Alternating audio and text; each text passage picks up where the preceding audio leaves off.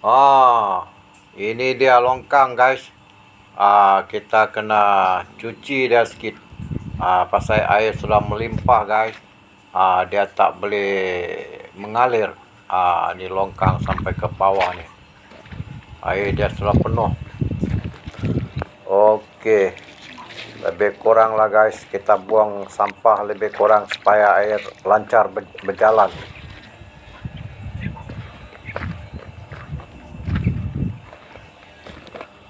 Kira longkang ni belum sempurna lagi lah guys.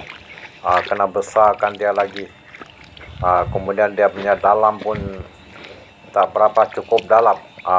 Semua akar-akar kayu dekat bawah ni guys.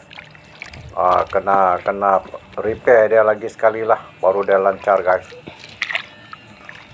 Sekarang angka lebih kurang sajalah buang sampah-sampah yang blok air dia tu guys.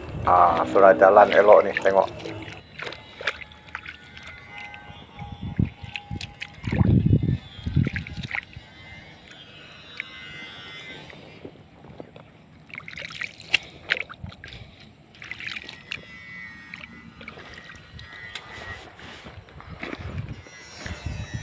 Selagi air ni jalan tak elok, selagi itulah guys, masalah banjir tak dapat dielakkan.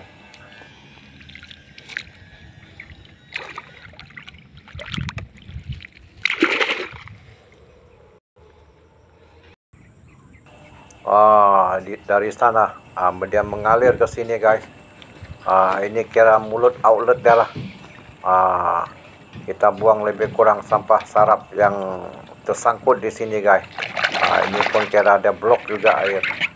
Kena bersihkan dia. Tapi outlet ni tak berapa cantik juga lah guys. Dia tak cukup besar. Dia mengalir ke sebelah sini jalan. Dia cross jalan ni. Dia cross mari sini guys. Nampak sudah jalan elok sikit lah guys.